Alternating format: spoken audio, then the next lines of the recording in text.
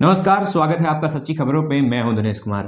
आज राजस्थान जयपुर में महाकुंभ, जाट महाकुंभ हुआ और उसमें कई नेता, विधायक, एमपी और कई बड़े बड़े मंत्री नजर आए, एक दूसरे के तारीफ करते भी नजर आए।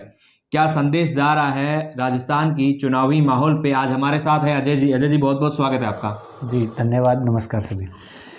चर्चाएं चल रही है जाट महाकुंभ की इस वक्त तेजी से। क्या इसका असर जो है राजस्थान की राजनीति चुनाव पर भी देखने को मिलेगा?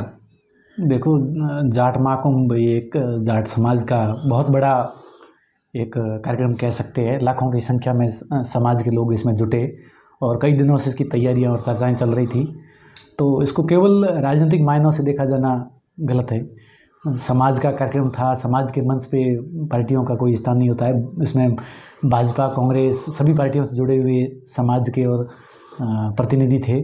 तो इसके कई मायने होंगे, जैसे सामाजिक लेवल के भी फैसले वहाँ लिए गए, कई आह्वान किए गए, जैसे नशा मुक्ति रोकने को लेकर, ज़्यादा से ज़्यादा वृक्षारोपण को लेकर, खेती में कैसे तकनीकी नवाचार, क्यों जाट सबसे ज़्यादा खेती करते किसान है तो वो कैसे कर सकते हैं, ज़्यादा से ज़्यादा शिक्षा को बढ़ावा देने को लेकर, महिला शिक्षा को लेकर, महिला सशक्तिकरण को लेकर, समाज के जो भी ज्वलंत मुद्दे हैं, जो ज़रूरी मुद्दे हैं, उनके ऊपर चर्चा हुई।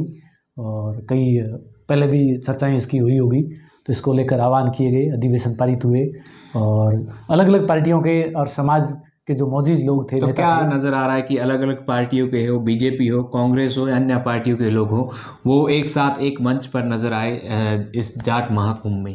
ये क्या संदेश जा रहा है? जाट समाज का कार्यक्रम था तो जाट समाज के नेता थे। अदर अन्य समाजों के कार्यक्रम होते तब भी समाज का जब किसी का भी कार्यक्रम होता है तो वहाँ सभी पार्टियों के लोग पहुँचते हैं, क्योंकि समाज है वो सर्वोपरि। राजनीतिक विचारधारा से और राजनीतिक दलों से ऊपर माना जाता है। तो अभी हमने कुछ लगभग एक साल पहले अपन ने जयपुर में ही देखा, क्षत्रिय युवक संघ का कार्यक्रम था। तो उसमें राजपूत समाज के बड़े बड़े मंत्री, एमएलए, एमपी, कई नेता पहुंचे थे।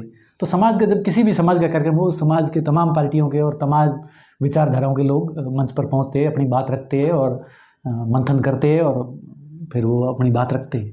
तो इस जाट महाकुंभ में कई नेता नजर आए जो विपक्ष की पार्टियों की तारीफ, जो नेता विपक्ष में है उनकी तारीफ करते नजर आए और सोशल मीडिया पे फिलहाल ये वीडियो जो है ट्रेंड भी कर रहे, वायरल भी हो रहे हैं।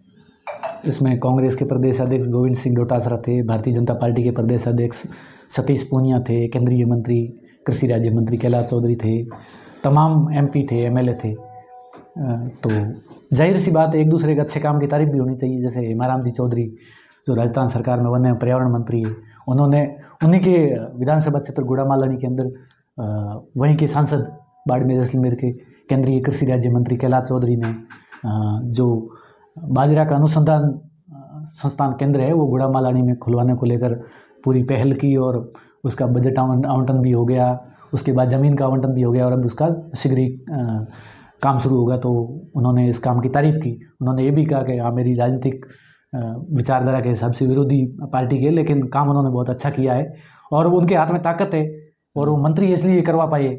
तो जाहिर सी बात है, अच्छे काम की समाज के मंच पे तो ये होना ही चाहिए।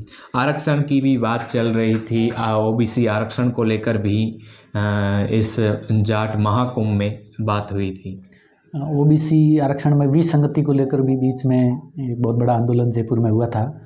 जो ओबीसी का आरक्षण है उसके अंदर भूतपूर्व सैनिकों का आरक्षण उसके अंदर एडजस्ट करने को लेकर काफ़ी टाइम से कोरोना काल बीच में आ गया और बाद में काफ़ी शिकायतें युवाओं की तरफ से हुई। और उसमें क्या होता है, जो एक्चुअली ओबीसी की जो कोटा है वो पूरा का पूरा डैमेज्ड हो जाता है। तो इससे जो ओबीसी में जो जाटों के युवा आते हैं, जो भी प्रतियोगी परीक्षाओं की तैयारी करते हैं, तो वो प्रभावित हुए। तो वो ये मुद्दा भी रखा गया और ओबीसी के आरक्षण को कोटा बढ़ाने को लेकर भी चर्चा हुई थी।